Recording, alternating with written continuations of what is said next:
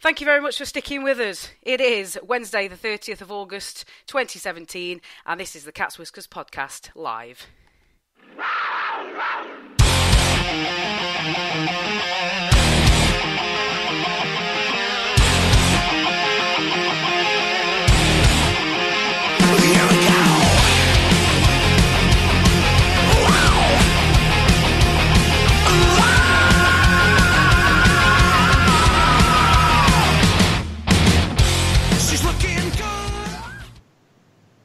Guten Abend, bonsoir and dobry večer. This is the Cats Whiskers podcast. My name is Tina Taylor. This week, surprisingly, we're going to be talking Champions Hockey League, and I think that the black and gold section of tonight's panel are generally happy campers in that respect. So let me get on and introduce Andy Haywood. Good evening. Antoine Marie Jeanne. Hello. Adam Reddish. Good evening, everybody. And Paul Balm. Hello. And hopefully he hasn't. Yes, he has. He's dropped off the call. But we were hoping to be saying hello to our friend from Red Army Roundup, currently making his way back to the Shire after going on his big adventure. Sean Phillips, who has he's been across to Europe to go and watch the Cardiff Devils' first foray into Champions Hockey League action. So I'm going to try and get him back while we're going along. So while I do that, we'll jump straight into the agenda. Thursday night, Panthers took on SC Bern in Switzerland, coming out with a 5-2 loss, but not too shabby. Both Panthers goals coming from Josh Schaller, who seems to have already made a bit of a name for himself in the CHL after only 2 games. We'll drop in first, gents, with are we happy with that result or were we expecting better? Andy, I'll come to you first. No, someone at work who doesn't follow the hockey said that he'd seen on the news or on the radio that we were playing abroad in Europe, and he said, you know, will we be winning? And I said that we would lose comfortably against Bern. And I suppose we probably did. I thought we played quite well, and at times I thought we matched them for spells of the game. But ultimately, you know, their 4 lines of incredibly fast, incredibly skillful players took its toll, and that was the difference. You know, I think again it's just another step up. From where we are with Bern. I think it was one thing that was sort of quite comparable was, you know, to what we've seen at home already this season was perhaps our first game against Cardiff, where you know we were always a step behind them at every aspect, and it really showed on the power play. You know, and obviously Cardiff got 2.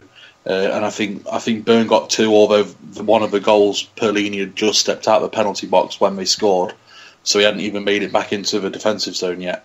You know, and that ultimately, you know, was the real telling difference. When Bern got on the power play, they looked incredibly dangerous and threatened with every single opportunity. And special team wise, you know, the other way, they looked pretty solid in defence when we had a power play. So all in all, not overly surprised. I thought we played quite well and gave a decent showing. You know, it certainly wasn't. You know, it certainly wasn't a bad performance or anything like that. But you know, I think it was pretty expected. Paul, anything to add to that? Yeah, I mean, to be honest, if you'd have offered me a 5-2 loss Thursday afternoon, I'd have beat your hand off.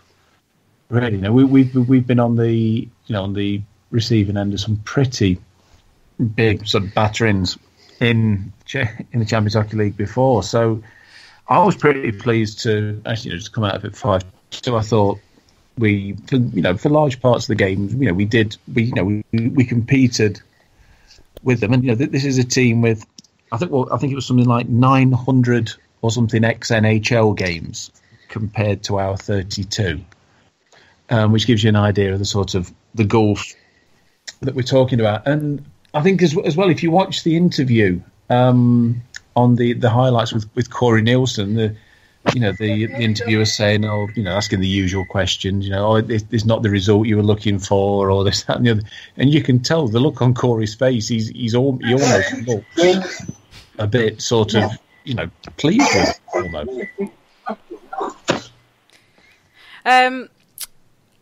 Ant, any particular highlights that you would pick out from that game? I missed the first period because I play badminton on a Thursday. So came out of the shower, stuck the stream on just as the second period starts. A couple of minutes into that, we have a break down the left, shots padded away, took away the rebound, and I went absolutely bananas. My missus came flying out, thought something had gone wrong. I was just yelling, we're bloody, yes, get in. And then it was almost like, did we just poke the angry bear? They came straight back, smashed another one in. It's just like Paul was saying about the NHL, the caption came up on the screen and it was Mason Raymond, and I texted in the Cats Whiskers group and I was like, is that Mason effing Raymond? As in ex-Calgary Flame, unfortunately for us, he was doggo for us. Yeah, it was, and it just blows your mind when you see the calibre of player that they have. I mean, I understand they had NHLers practicing with him before the game started, just keeping him, getting themselves ready for the new season. To keep it like we did it was a fantastic performance, and I was really, really proud to be a Panther fan that night. Adam, any particular highlights for you? Josh Schaller, he looks like a real player to me. He's exactly what this team's needed for a few years now. Somebody that's got a natural instinct when it comes to getting the puck away onto the opposition netminder. It looks like he just doesn't care where he shoots from because he backs himself to get the puck on target and cause the netminder a bit of trouble. And some of the shots that he was taking, obviously the goals were great against Bern. I think in particular the second one was fantastic, where he just shot through a group of players and popped the water bottle on top of the netminder's net. I mean that looked pretty impressive, and that was a real quality goal as far as I was concerned. So yeah, Josh Schaller, I think that obviously he's been probably the best forward in the first two games of the Champions Hockey League campaign for us, and I'm just hoping deep down that he doesn't get spotted by a better team than Panthers, and we have to say goodbye to him before the season's out, because if he keeps on going at this rate, from what I've seen so far of him, I think that he's certainly going to pop up on the radar of a few other European clubs over the next month or two. Yes, fingers crossed we can keep hold of what appears to be an absolute diamond that Corey Nielsen's brought in for us. The other game that was happening in our group that evening against the Finns, TPS Turku and Mountfield, who were going to be our opposition at the weekend. The final score there was 5-1 to Mountfield. Anybody else sort of feel that was a bit of a surprise? I did. Yeah, absolutely. If you look at the respective strengths of the different leagues, I think most people would readily say that the Finnish league is far stronger than the Czech Extraliga. So yeah, to see that score, I was really surprised, because I thought it was going to be Turku and Bern that would be easily going out of this group. But that first score, that first result there, it's thrown the group into a little bit of unpredictability. Andy, did you want to add anything to that? No, just to sort of echo Adam's sentiments, that I just you look at the respective leagues, and it's certainly nothing taken away from the Czech Extraliga, but when we've played these Finnish teams before, they just they have that extra gear that I just fully expected, that with them being at home. And with them being, a top Finnish league team, I just figured that they would win. So to lose 5-1 was really quite a shock for me. So hopefully he's there. He's sort of dropped off the call a couple of times. Sean, can you hear us at all? Typical. Bless him. He is sort of desperately trying to source 4G from wherever he can on his journey back. Sean, he might be there. Can you hear us? That'll be a no. While we were having our game against Bern the same evening, Cardiff were over at Davos, receiving what unfortunately feels like a little bit of a shellacking. I mean, we kind of know what that feels like. Our first game in the CHL wasn't a pleasant watch, really. You know, it was. I believe it was against the Swedes, and we really no. Our first game was against the Finns, and we pulled it back from 2-0 to 2-2 at one point. Yes. It was the next game against the Swedes. And they did the same thing that Bern did. It was the hang on, no, we're not having this, and then took the game away from us. Yes, yeah. I mean, both games just felt like we were completely out of our depth. I mean, the Swedes especially, they really did take it to us. So yeah, it was. I could kind of sort of. I was looking at the scoreline racking up against Cardiff, and I was just sort of thinking, "Oh, I know how you feel. I remember how that felt." Yeah, I can sort of hear that you're sort of fading in and out, Sean. I don't know if you can hear anything at all from us. We'll come back to him. I'm not quite sure where he is in his travel schedule at the moment, but we'll do the post-mortem on the Davos game when he gets a bit more reliable signal. We'll move on to our Sunday game. Our Saturday game against Mountfield. It was Saturday, wasn't it? It seems like such a while ago. When Panthers, quite frankly, shocked probably everybody involved with the CHL and became the first British team to take an away win in the Champions Hockey League against Mountfield. Josh Schaller scoring first, Dan Spang with what looked like a quality goal to me, Schaller again, and Mokshantsev rounding off the Panthers, scoring on the power play. Paul, how significant is that result? That's a difficult question. So thanks for asking me. You're welcome. In some ways, you know, you could argue it's the biggest win the Panthers have ever had. In other ways, you can argue it's just one. You know, it's one game. This is almost like a mini league campaign. But you know, take nothing away from it. I know that there'll be the naysayers whose teams usually haven't got anywhere near this competition, and I think that is something very important thing you have to consider when you're reading their comments. Is that I've lost my thread. We are the first team to win away from home in this competition, and Mountfield might not have played their top line if the rumours are true. They might have played their backup. At the end of the day, we were the better team for large parts of that game. We played better than them. I think tomorrow night could be a bit different, but as I say, sometimes you just have to enjoy the moment, and that's what Saturday was about. And how would you say that was the result was significant if you think it was? Yeah, I think it's hugely significant, not just for the Panthers, but for the Elite League as a whole. I don't give a damn whether they put their under sevens out. You beat the team that is in front of you. Precisely. They went into that game expecting to put their the backups in and what have you, and thought they could roll over us. We gave them a bit of a shock. I think on top of that, Garnett was superb. He came in for a little bit of criticism from some quarters on Thursday night, but he certainly shut them all up on Saturday. He was fantastic. Apparently they rested their top line and their backup goalie and put their backup goalie in, but they still were the better team on the night. I would have thought The difference was we defended like heroes and we took our chances to win the game. And my word, what a couple of goals!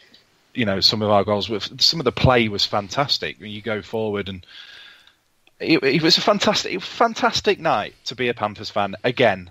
And it's not the first time we've said that over the last couple of years. Hashtag history makers. What can you say? It's fantastic. It's brilliant. Adam, again, any highlights of the game that you would want to pick out from Saturday? I don't really think there's any particular highlight. I suppose I could generalise and just say the actual result was the highlight for me. As the others have said, I think that result probably, got certainly other parts of Europe sitting up and taking notice of us. And I don't really care about the mitigating circumstances as to how we won and that Mountfield weren't quite at top strength and they rested a few players. Ultimately, people won't look at who was in the roster and who dressed for Mountfield that night. They'll just see the result. They'll see that we won 4-2 away from home. And, I'm sure other clubs probably sit up and take notice of that sort of thing. And, to make history as being the first UK club to win away, I think that is probably the best highlight of the game. There was certainly good things that happened during the game, but, I wouldn't really want to pick out any individual moment because I think the actual result was the best element of the whole performance. We won away from home against an extra league opposition. That to me, if we were talking about this proposition 5 years ago, I think, we'd all be carted off to the nearest loony bin. But it's actually happened.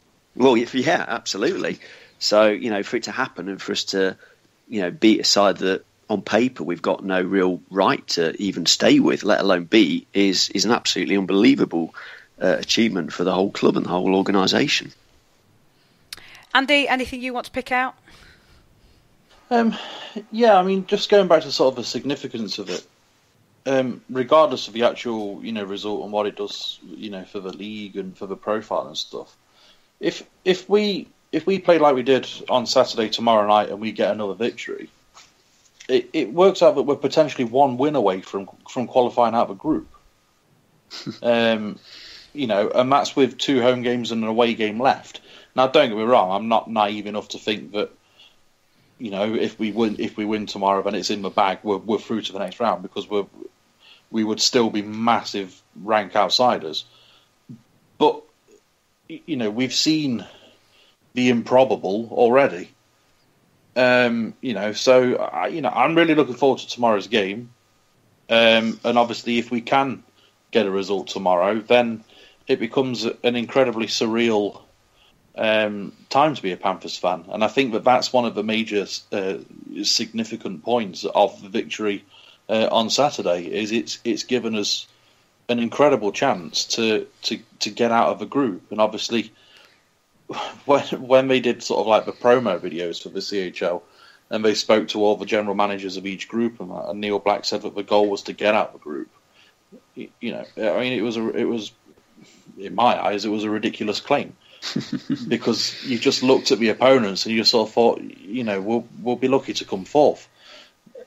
But realistically now, we've seen how well this team can play in pre-season, how promising and exciting it looks.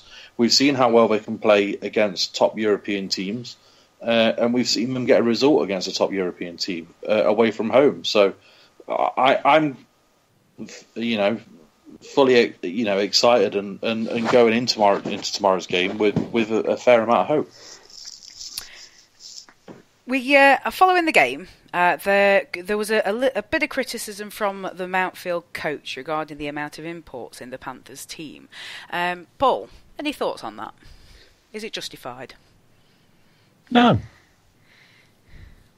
If we have to play the team that's put in front of us, so do they. At the end of the day, those are our rules. Yes, you can argue, yes, we should bring more homegrown players through this, that, and the other, but that's not how our league works. So he has to play that team, and that's it, really.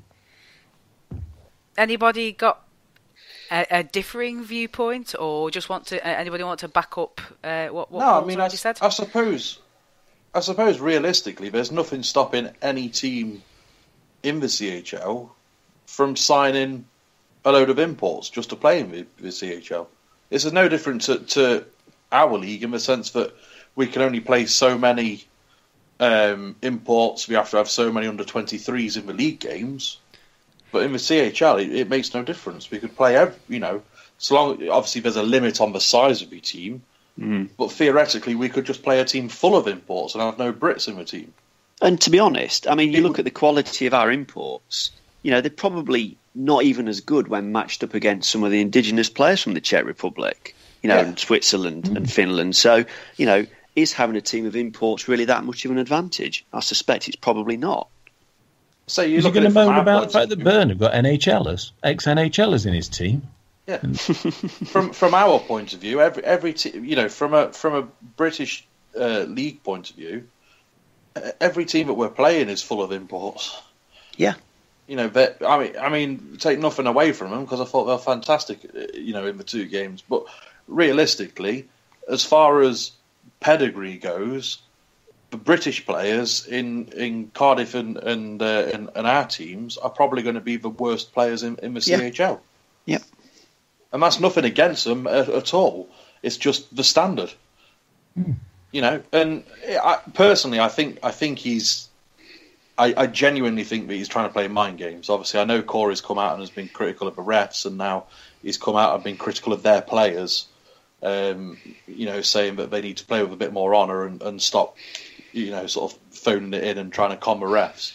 I think because of the loss, I think he's trying to sort of get a new angle, get a new tactic going into tomorrow's game, and that's he's perfectly within his rights, and fair play to him for doing that. But I don't think we need to read too much into what one man's opinion is of a team that has just been shocked. Because realistically, as well, they're going to feel pretty foolish in the sense that they're the first, they're the team that have lost to a team from the lowly EIHL. Yes, possibly a little bit of sour grapes, but yes, we shall see how they react tomorrow night, I would imagine. Just a quick mention for the other game that was happening in our group that evening, SC Bern versus TPS Turku. Final score of 4-0 to Bern, which I would say is probably expected, given the standard and the possibly, the result on a Thursday evening, unless anybody wants to disagree with me. No. Okay, right. Just a quick nod as well. Josh Schaller, currently 4th in points in the CHL standings. So well done to him, I would say. Do you want a quick Josh Schaller CHL fact? Go on then. Let's have a Josh Schaller CHL fun fact from Paul Balm. Josh Schaller in the last week has scored as many goals in the CHL as the Sheffield Steelers 2015-2016 team did. Ouch. Okay. So, moving swiftly on. Sean. We can hear something, so we're assuming it's you. It's me. I'm alive. Hurrah, hurrah. Rumours of your death have been grossly overstated. Right. So, we're gonna wind it back a little bit and talk about first. And yes, I'm sorry. I'm sorry if this is still very fresh.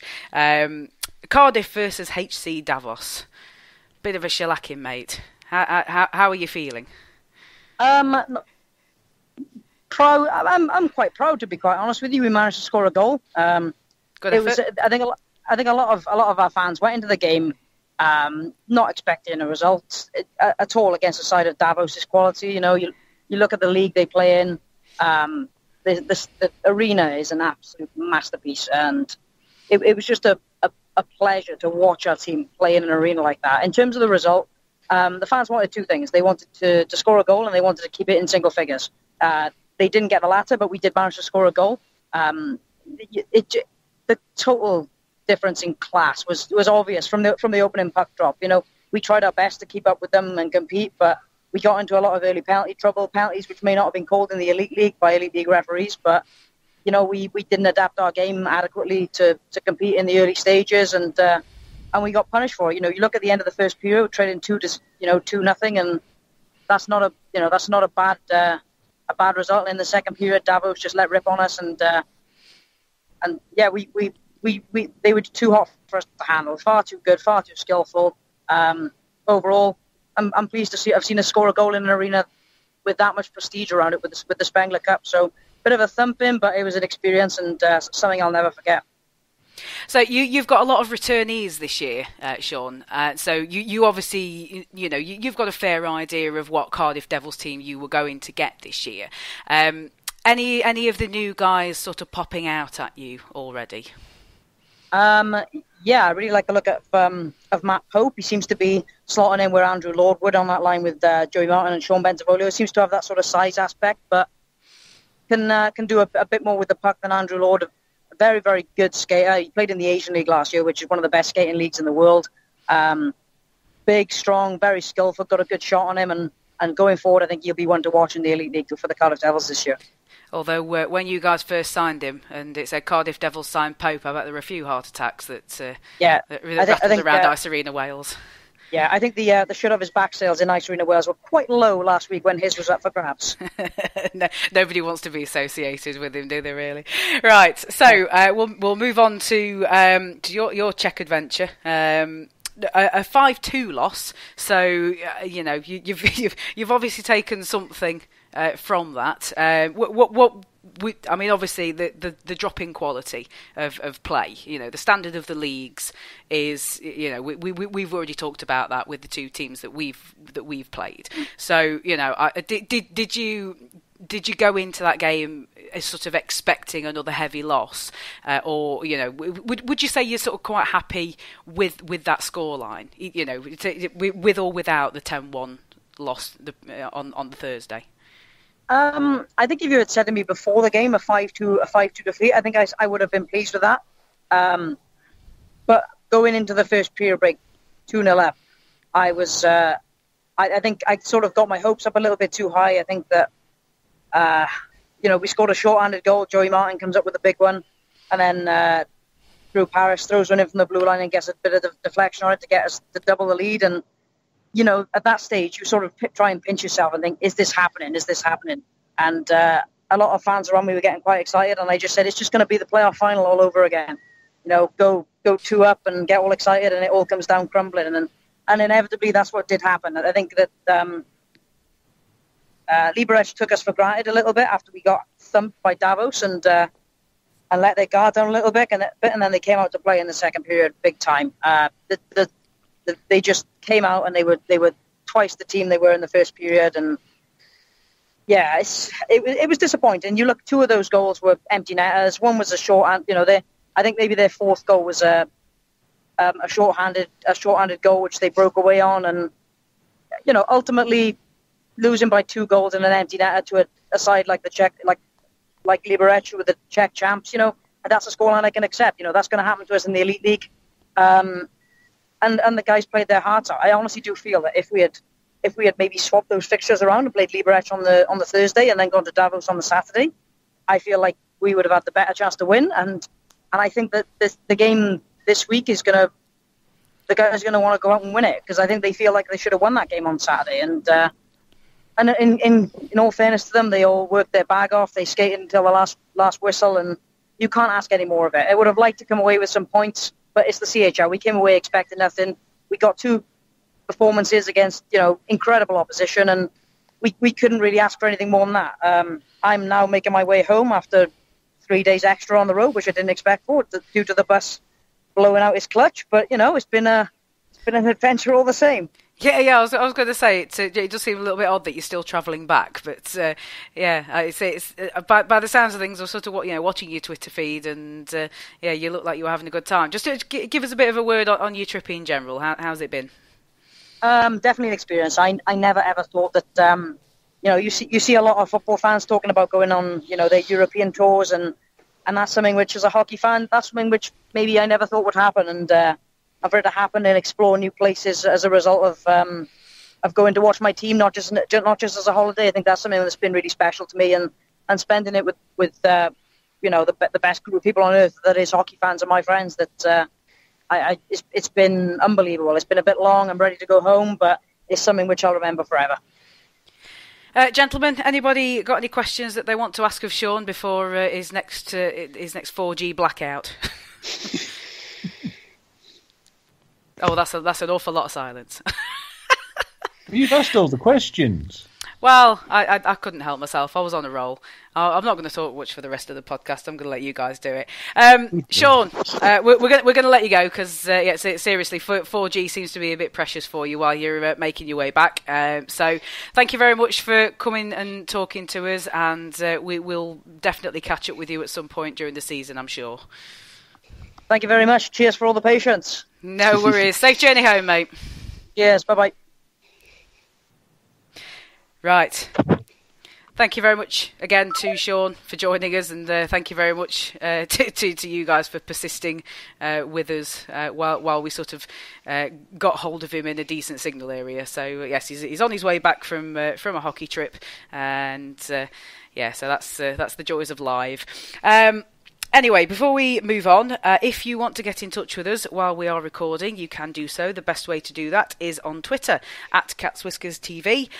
Some people have already got in touch with us, and so we'll read a few of those out.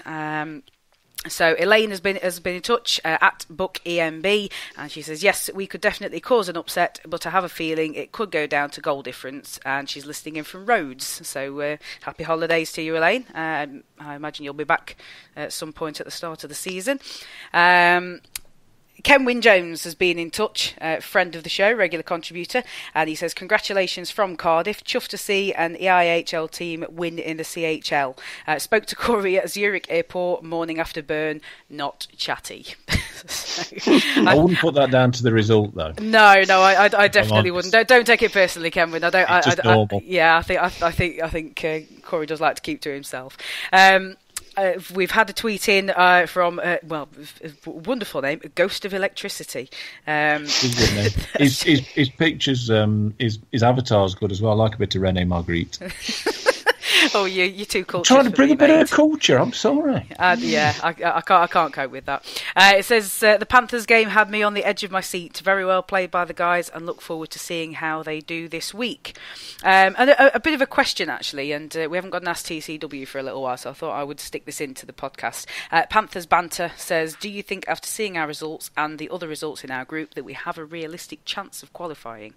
Anybody want to answer that? There is a chance. A chance, not sure it's realistic. Exactly. We've put ourselves in a position where, well, I think we're in a better position than any of us thought we would be this time last week. And I was certain that I did. But we've got a chance, but I think it's like, it's like we were saying, it's like Sean was saying, there was, there were points in the game where it looked like the games where we'd prodded the wild animal and we might have just woken it up. Yes, there is always that danger. Go on, sorry, somebody was contributing then. I will say that we've got a better chance of qualifying from a group than the Finnish team have, and let's be honest, no one thought that'd be the case at this stage. Yeah. Yeah, it's an interesting looking table in our group, that is for sure. Karen Redgate actually did reply to Panthers Banter and said, if we don't stand a chance, what's the point in turning up? We're playing together stronger every game. I always believe there's a chance. So, I admire your optimism there, Karen. We maybe don't share it, but we do admire it. The Champions Hockey League actually responded to a tweet that Ant put out. Thank you very much for your initiative there, Ant. The Champions Hockey League have said we'll be there all day for the game against Bern, so follow our Facebook and Instagram for some live videos. I think we're actually their featured game or something. Yeah, they're going to have cameras in the concourse and all sorts, so if you want to get your mug on telly, now's your chance. Oh, well, that's. I'd better remember to straighten my hair and wear my best frock and all that. He was talking to Adam. Oh, okay. Well, yeah, he is more photogenic than me. Let's be right about this. Right. Well, I'll need a trailer. I need a trailer and a makeup artist. Yeah, you definitely need the makeup artist. We'll quickly touch on the Elite League pre-season that's been happening in our absence. The Belfast Giants welcomed the University of Manitoba Bisons. They had a double header with them. Giants winning on Saturday losing on Saturday and winning on Sunday. The Clan welcomed Lowen Frankfurt, featuring Paul Gardner, former coach of theirs, and that was one win apiece there. The Flyers had the Cassel Huskies, and again, one game apiece there, both going to overtime. Storm and the Steelers had their home and home series. Again, unless I've read this wrong, that was one game apiece. Same story for the Lightning and the Blaze. And so, yeah, little bits and bobs have been going on while we've been away. And last night, the Capitals took on the University of Manitoba Bisons as well. Just pipped at the post with a late goal to lose 2-1. So that's been going on in the Elite League. Nice to see that everybody is getting in on the picture and getting themselves ready. I do believe somebody mentioned an any other business item before we started recording. Can anyone remember what it was? Because I can't. There's a couple of them. Yes. Just to put all the rumours to bed. Yes, just to put all the rumours to bed. Yes. But not for us. Yes, Guy Lepine has signed as a player assistant coach for the Wichita Thunder, I believe. So sorry to anybody who is still holding on to that rumour that he may be coming to the Panthers. He's not. We can thoroughly do away with that one now. So best of luck to Lepine, and I'm sure he'll do very well. Good luck from the Cats Whiskers, mate. Also, I was contacted earlier. Rob Scott has asked us if we can mention that the Supporters Trust are having their launch event on Saturday. It'll be in the Mezbar in Saltbox from 5 p.m. and anybody who's already signed up can collect their packs, and people can come and sign up there if they want to. So, there you go, Rob. That there is a mention for you and your Supporters Trust. Upcoming games. So our return fixtures against Mountfield and Bern. So we have Mountfield tomorrow, Bern on Saturday. Gentlemen, can we see a win again over the Czech team, or was the result last week a wake-up call that they are thoroughly going to respond to? I do wonder, if I'm honest. I hope we can give them a good game again, and who knows, maybe nick something.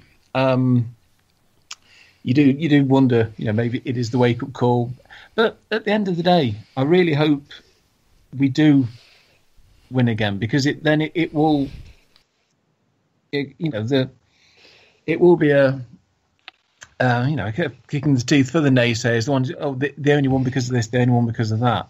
If they turn up and play and we still beat them, then that is surely means that result on Saturday has got to be taken seriously. And if we don't win tomorrow, then the win on Saturday is essentially for nothing. You saw out winning your away games, you've got to win your own games with them. Ant, anything to add on to that? It's going to be tough, innit? But just play like we can play like we have been. If Garnet has another stellar game, we've always got a chance. And I just wanted to touch on the Panthers videos that they've been doing. I know there's been a lot gone about this Sheffield Road to the Playoffs thing that they've done that's 18,000 hours long. But I thought personally the two videos that they did for behind the scenes, it included the match highlights and what have you. I thought they were excellent, and if that's the sort of standard of things we've going to expect this season, what an improvement that is. Fantastic. Yes, and I mean that seems to have been sort of filmed and created by, I think it's Lace Market Media. So good job, guys, and it's it will be an absolute pleasure to carry on watching your videos if you are going to continue working with the Panthers, and to the Panthers organisation. Yeah, just keep doing the right things like that, because it's a massive step in the right direction. So yeah, that's definitely a bit of applause there.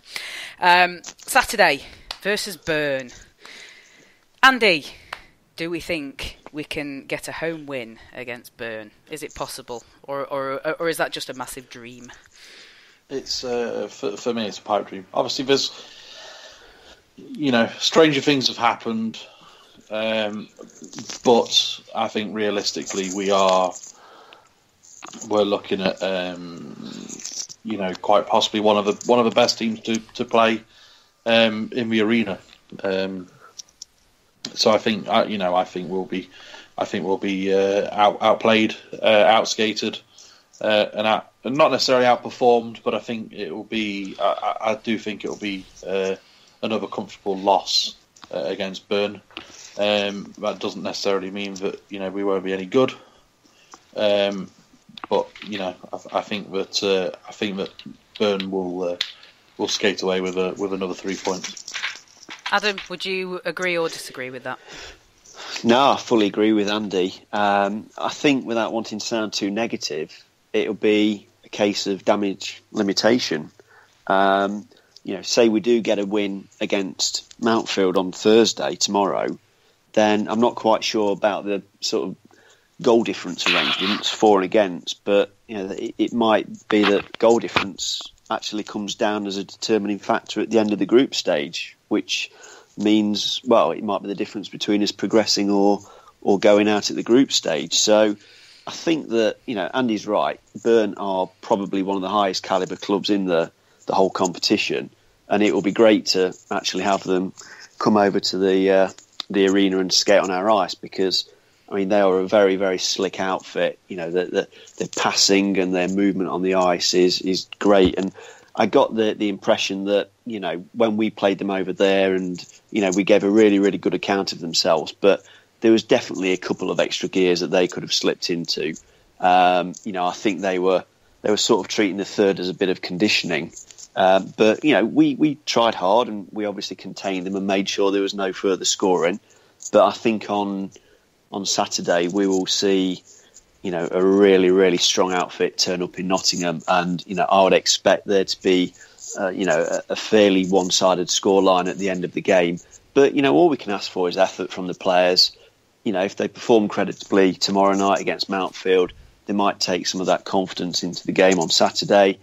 And if the players have given their all, obviously there's a big gulfing class between the respective rosters, then you just ask for the effort, and that's all we can really ask of the team. And if, say, we lose 8-1, 8-2, then at least we've put a really good shift in. But at the end of it, we just have to doff our cap and say, wow, Bern are a very, very strong team. So no, I don't think we'll get anything on Saturday, but I think the experience will be great for the players, and it'll be great for the fans to see a really good outfit. Ant, anything to add to that? I just thought that the only one thing that could be going in our favour is on Thursday, Bern play in Finland. So they've got a hell of a journey to get from Finland to Nottingham in 2 days. So if anything's going to fall in our favour, that could be one of them. Okay. Right. I think we'll move to our feature. Player of the week. Got that jingle sorted, yeah? Well, we've got a winner's jingle. We're working on the jingle. We'll have to collectively come up with something. You see, the problem is, Bong. Ever since we introduced this, we've had 2 winners by an absolute streak. So maybe we should do Guess Who Came Second or something. Well, so far it does seem to be that, doesn't it? Yeah. So in first place. No, come on! You got to give me a chance to cue up the jingle. You've got to do third to second. Come on, do it properly. So, in third place, Brett Pellini. Nearly said Brendan. Oh, that'd be second nice. Place, Mike Garnett, and just play that. Everybody knows who's the winner's going to be. Just drink this up for 20 seconds, folks.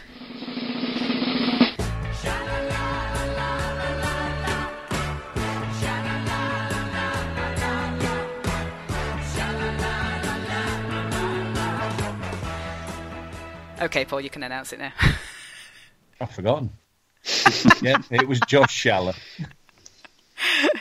Brilliant. So, he's 2 for 2 at the moment.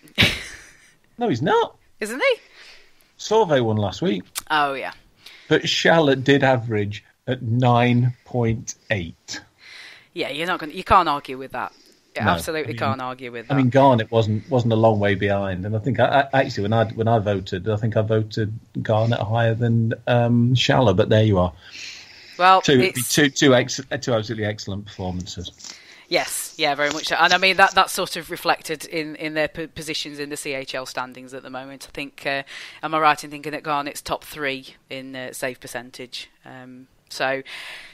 Yeah, I think that once again we've got many players that are contenders, genuine contenders, but I think Schaller has sort of stood himself apart these last 2 games. So well done, Josh Schaller.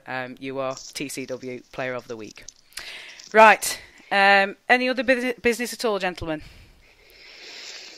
I'd just like to remind people not to bring any shoes other than the ones they're wearing on Saturday night. Because apparently the arena have banned them. Yes, and if you're not sure what that's all about, read the Nottingham Arena guidelines for what the Bern fans can bring in with them. Anyway, not quite sure what that's all about, but. As of next week, I think we're looking to get into our regular schedule of Monday podcasts to review the previous week's games and Wednesday's Ask TCWs. So we are aiming to be podcasting on Monday to review the games this week against Mountfield and Bern. And on Wednesday, we kick off Ask TCW in a certain amount of style because we have a special guest in the form of Premier Sports commentator Aaron Murphy. So please feel free to start firing in your questions for Aaron at any point. You can send them to us via Twitter at CatsWhiskersTV. We have a Facebook page if your question is a little more lengthy than 140 characters. We have a perma-thread on the Cage forum, or you can email us, and if somebody could please remind me of the email address because I have never used it, that would be lovely.